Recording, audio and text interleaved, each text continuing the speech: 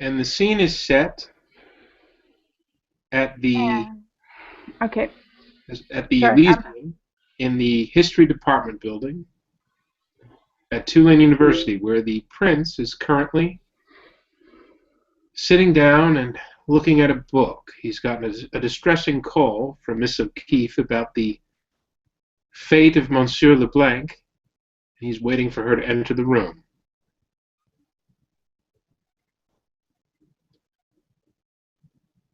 As Claire enters, he looks at her wordlessly, but she can definitely see empathy in his eyes. So, Miss O'Keefe, how exactly did he die? I'm not 100% sure.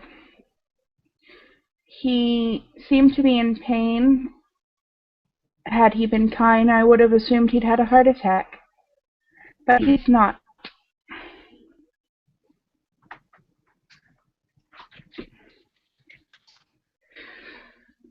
I,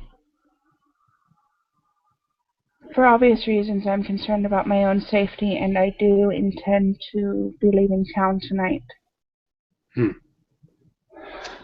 It's a shame, he says, and he kind of drums his fingers on the book. He's standing up, but you can tell it's the book you came to get. He then picks it up and he says, well, he probably would have wanted you to have this. I finished reading it a few nights ago. It's very dense. Then he holds it out for you. Claire takes the book and just kind of holds it to her chest and manages to stutter out a thank you. It's all right, my dear. It's all right. And he actually walks with you a little ways down the halls, out of the building, and he gives you little bits of small talk and encouragement. And he says,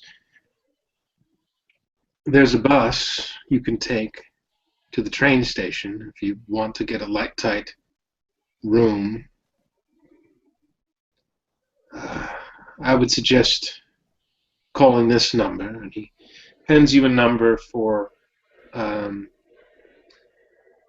someone who typically books boxcars on the rail so that you can be sealed in. You just have to pick a destination.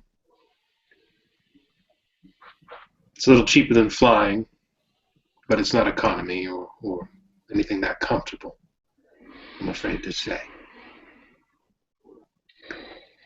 Well, I don't strictly need comfort.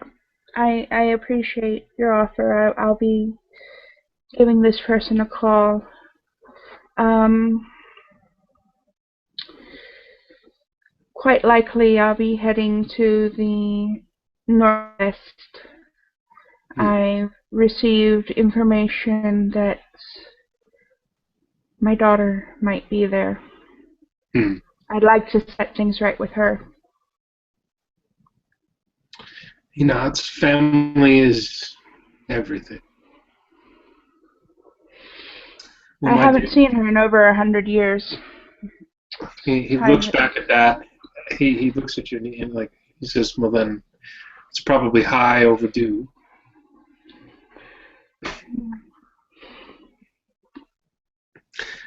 You know, Vivian and I once had a spat, and I had to take it the wrong way, I suppose. I was a bit stubborn at the time. I was devoted to finding an old enemy. Mm. I left town for a few years. She was very upset. But still, it was only a few years. And in recent decades, I would leave town again for a few years more at a time. She's held down the fort here, tending to our garden, and he, waves to the university campus. She's done a marvelous job, more than I could ever do alone. And I realized something recently after returning, that I was taking her for granted. Perhaps once you find your daughter, you can put in the time to make this right. But I am very sorry about Monsieur LeBlanc. He was a tender soul. He was. He then looks at his watch and he says, well, the bus should be here in about 10. He points to the walkway you should take. I'm afraid I have other business to attend to, or I would walk you. Thank you anyway. I've appreciated your kindness in my time here. And perhaps someday we'll meet again. He nods. He nods. And Claire turns and picks up her bag and walks down the walkway into the night. The prince is, of course, upset that no one can verify who broke the 6th. But he makes a mental note that if he finds out, that particular individual is going to rue the day they were ever embraced. Then he turns around and he walks inside past Gerard, the ever-dominated janitor. There are other janitors, but Gerard is the one who seems to be taking it the best, even though the repeated domination has not been good on his mental health. The prince sort of lightly turns Gerard a little bit so he can better mop the hallway he's in, and then he wanders back down into the lecture hall. And as he's looking around and getting things in order, I suppose a new character will be making his entrance. In front of the prince, a large, basically a flash of light passes temporarily through the room as a sound like a gunshot goes off, and a man in a white lab coat materializes down on the floor, spread-eagled. As he gets himself up, a little winded, he goes, "Ugh. Well, I hope he dropped me in the right location. Now, to try to find the kindred who might be in charge of the university. I believe the offices were about another 10 to 20 meters from here." Okay, so first off, rolling for... Oh, thank God.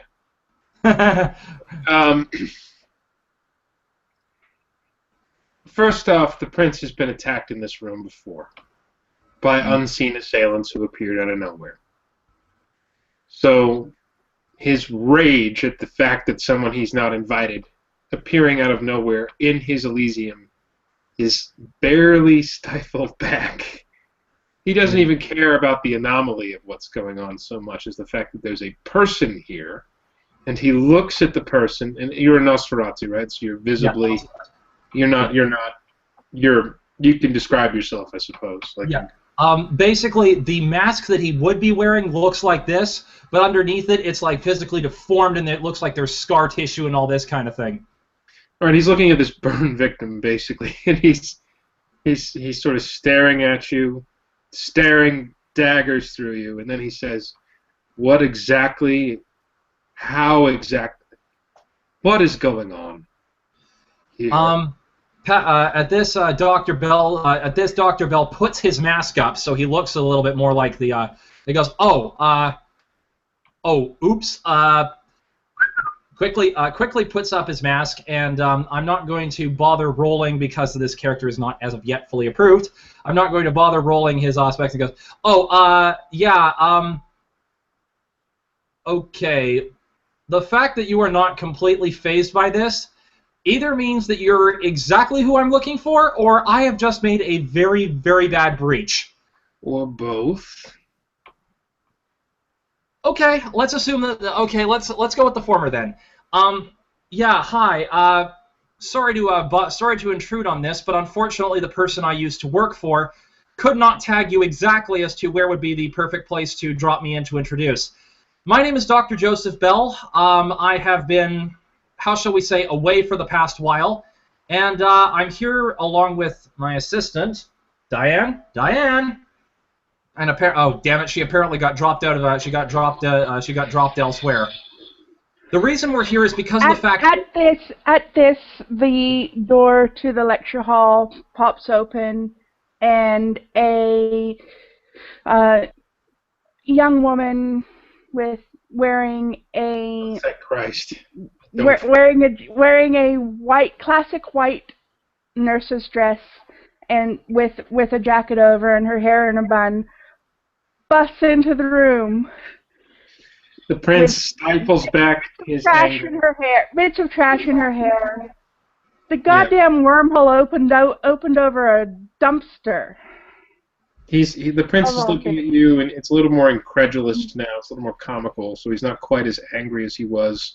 Yeah. Though daggers are being shot at you both.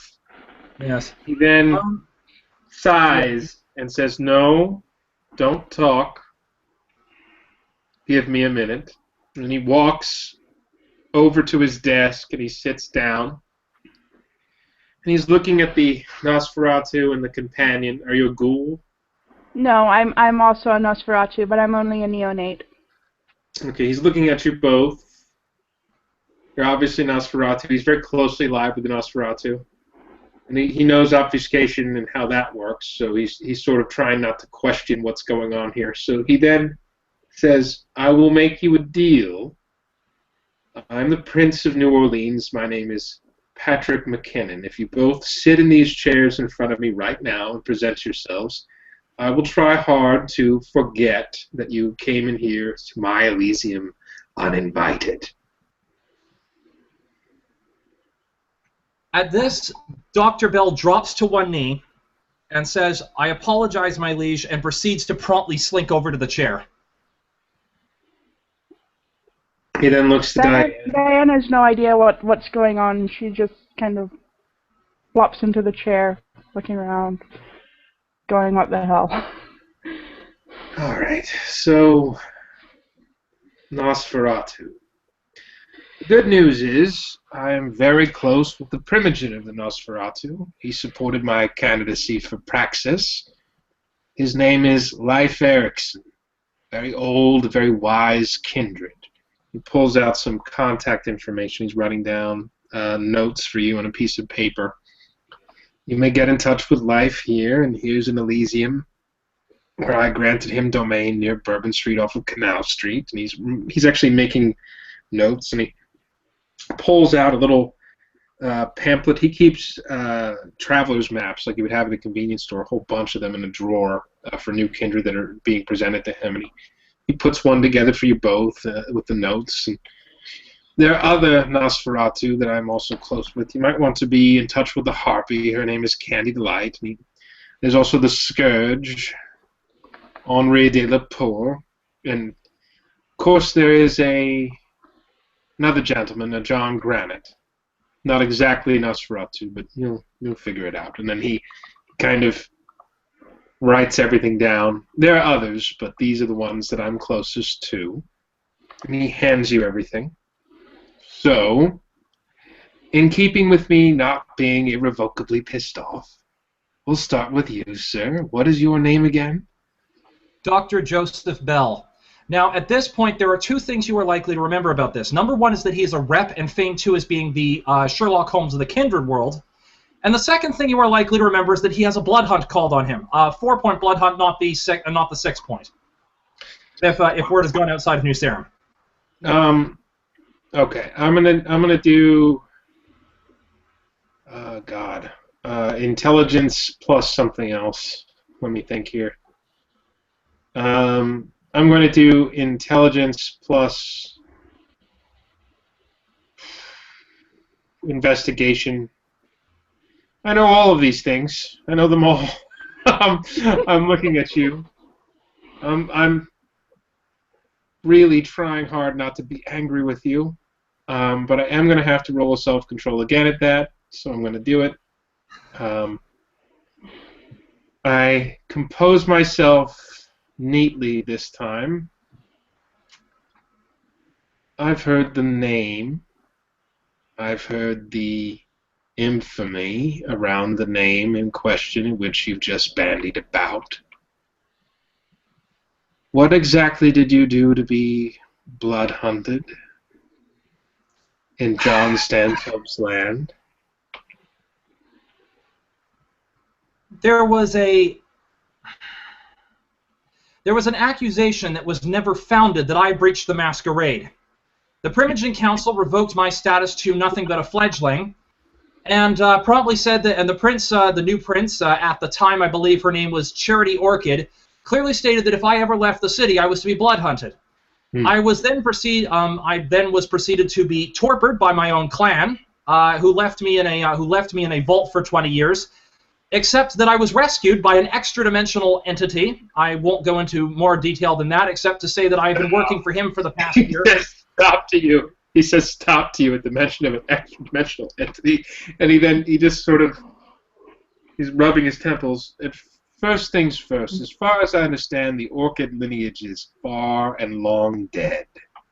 John Stanhope is currently the Prince of New Orleans. I'm sorry, of New Sarum. From my reports, a very capable kindred. All the things he's had to deal with in recent months. Mm-hmm. So you've been a bit of a man out of time, I understand? Quite literally, yes. All right, I'm going to roll academics intelligence about what you were starting to talk about, and I sort of get the fact that you're talking about some sort of extra-dimensional, I understand enough about the idea of it, and it probably has to do with mages or some such, and he's just so not interested. He then decides that he's going to neatly file whatever it is you're talking about, even though he can grasp the gist of it, into a never touch again file. Yeah. And he looks at you and he says, now, you're not blood hunted here yet. If you'd like, I could write a letter to John Stanhope to see if he's continued the search for you, though I doubt anyone has if this gap in time has continued and changes in leadership have begun to turn there in the interim. However, Dr. Bell, I'd like to lay a few ground rules. Whatever you've done, don't do it here. Then he looks over to your companion.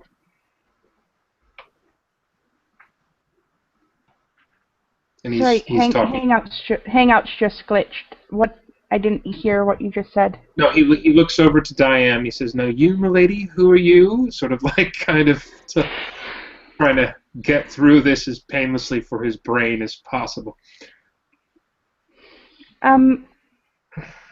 My name is Diane, and the easiest way to say it is I was born on another world, ended up being rescued from a burning mental health facility where I was a nurse, by the way, not a patient, although sometimes the difference can be minimal at best, by the same extra-dimensional entity that rescued Dr. Bell, and I worked as his assistant in the laboratory/medical center for a while before I mentioned that I was interested in studying the psychological and psychiatric condition of kindred.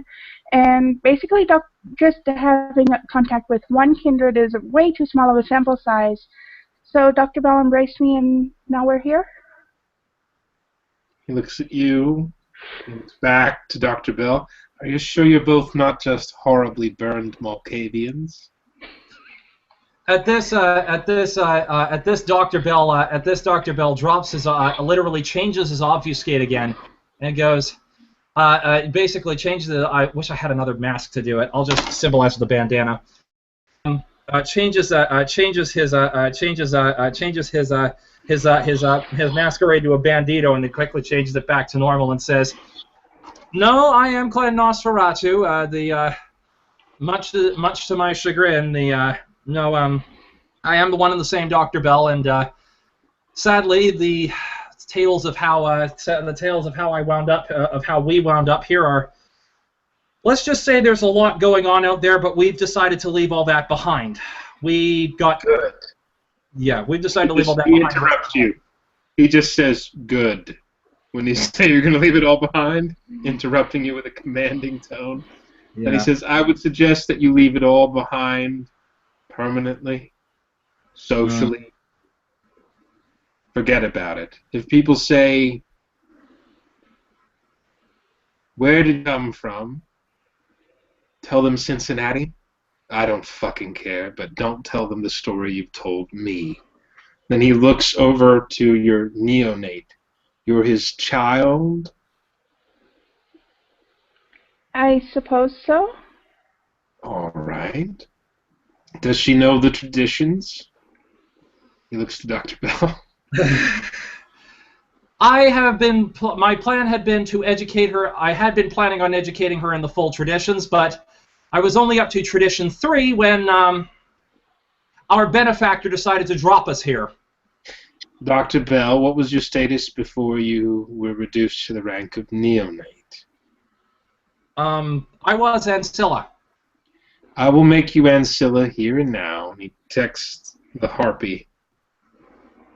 You are to report to Candy Delight in your clan and tell her that you've been promoted to the rank of Ancilla. You're also to tell her none of this poppycock you've just told me. You came from Cincinnati or some such wherever.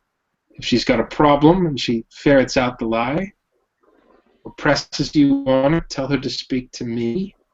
You've been instructed by the prince never to speak of this again. And then he looks to Diane and he says, he is to teach you in 1 week's time the 6 traditions that bind us all. If he fails, I will strip him of all status and put him back on the hunt list. You, as a good student, ought to remind him that he is to teach you. Is that understood? Yes, sir. Good. Then he leans back and he sighs. Good. Now, you're a doctor of what? Doctorates in medicine, mathematics, and physics. All right. Are you looking to continue in one field or another?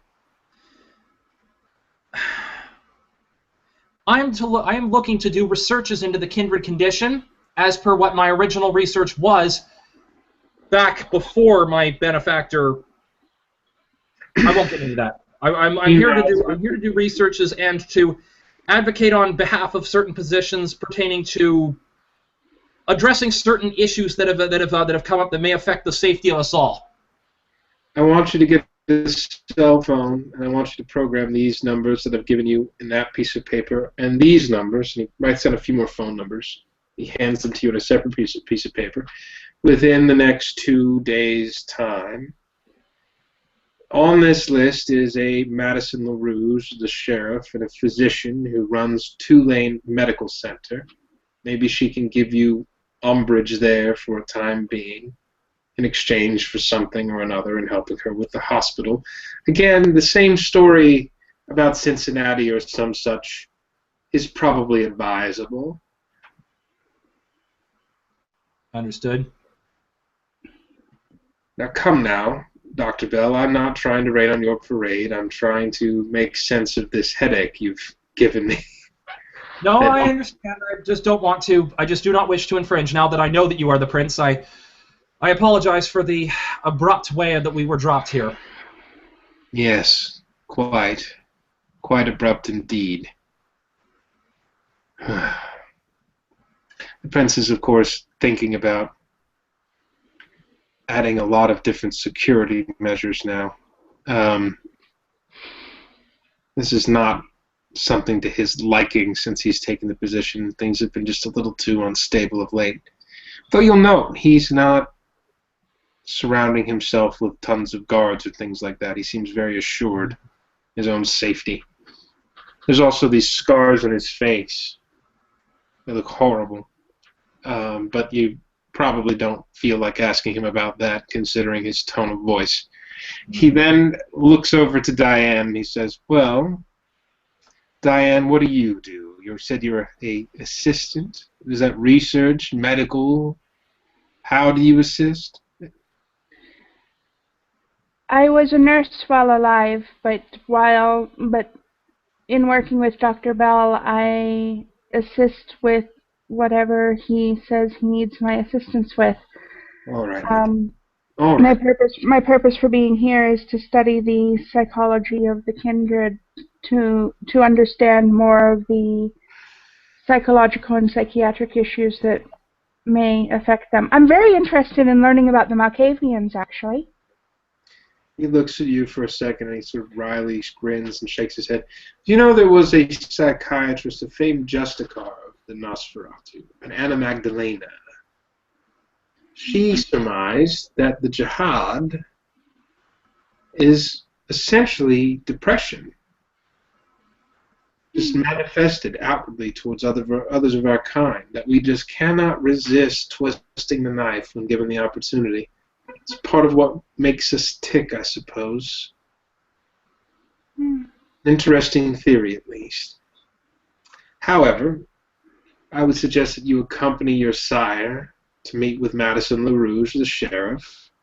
She will hopefully make accommodations for you both. If not, come back to me. I will try to arrange rooms.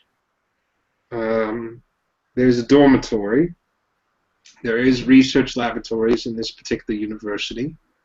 There are places I can put you if you don't set my buildings on fire.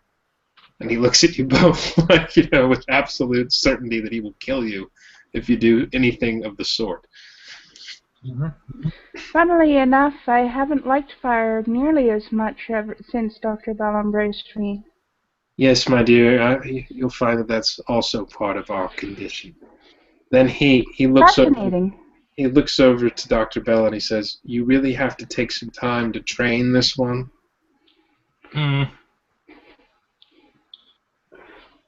How much do you think you can get done in 2 weeks? I could probably train her rapidly in most of our I could train her in a week in our traditions, and I can probably teach her most of the basics in 2 weeks. Out of character, I have the precocious merit. Take it down to about half a week. All right. Well, out of character, we'll talk about precocious later. But anyway, because I don't think it's allowed in this venue. You might have to actually. Oh, okay. But that's okay. That's okay. Don't worry about it. He's looking at you both, and he's sighing and shaking his head. Then he says, "Well, I suppose it's better than an Assamite assassin." And at this, Dr. Bell says, "I thank you, my liege, for both your generosity and your hospitality. And yes, if you could write, apologizing to make a request, but if you could possibly write to Prince Stanshope and let him know that I am still alive, and that if he still wishes to if it still is pursuing, I will gladly turn myself over to him if he wishes, but." I have a feeling Stanshope would probably rather you stay here, he says with rueful indignity. And he sighs through his teeth and says, "However, I will tell him in my letter that you are mostly harmless, and that there's probably no reason to pursue you." Then he looks over to Diane. "My dear, as fascinating as this existence is, it can be very brief for those who do not smarten and toughen up fast. My advice to you, learn what you can from this one as fast as possible, and if he's not teaching you enough, learn from everyone else around you." He glares at Dr. Bell for a second. "I don't take kindly to teachers who rest on their laurels," and smiles at you viciously. Dr. Bell quickly nods and says, "Understood." I myself am a professor. He looks around the room. As you can see, it's a lecture hall. American history, in fact, though I've lived a bit of it. Do you know, Dr. Bell, about the War of 1812? Dr. Bell is going to be very, very silent on this issue and go, I'm not sure which version of this history would be the best one for me to do. I'm not sure which sections of this history would be best for me to mention. So let's just, for the sake of argument, say I know nothing of it, and that's his exact words in character. And he looks at you and he smiles. Good. Good. And then he grins. See, there's a lot of things you wouldn't know about that had me in the middle of them around that time. Currently, the city is beset by Sabbat. And just like the War of 1812 and the Civil War... You're frozen. Oh, I'm frozen? Yeah, could you repeat that again? He says, currently the city is beset by Sabbat. And just like the War of 1812 and the Civil War that came afterwards, I don't intend to lose this city to anyone, ever. So after you get in touch with life, for me, in exchange for writing for your clemency, would you be a good lad and try to be as useful as possible? Because I really, really want to kick them the fuck out of my city. I'm sure I can come up with something. Says Dr. Bell. Says Dr. Bell with a smile that if you can read his mind at all, or just if you want to roll perception empathy, you can tell that the moment that you said that, Dr. Bell has about 16 different ideas running through his head, all about little beasts of technology he can devise that might actually take out the. The prince is oblivious to this. He's more in tune with his own thoughts of killing off the Sabbat or kicking them out of town, and he's more just trying to make sure that you understand that there are repercussions for not being useful. And then he stands up and straightens his tie, and then he looks at you both and he says, well, I have a janitor to dominate, so we can go home and forget about all of this. You two would be so kind as to show yourselves out. It's through the door and to the left. There should be a sewer grate outside of the rear exit if you want to take that into town. There's instructions to get to Life's bar. He points to the papers that you already have. Make sure you get that cell phone, he says as he walks out of the room away from you. Dr. Bell proceeds to turn to Diane and says, well, welcome to what was it he called it? Universe Sector 0011114. Welcome to your new life. It's going to be nasty, brutish, and short, and I've got a lot to teach you. So let's roll.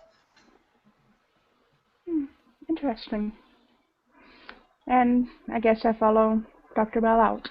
Yeah, and with that, the scene ends.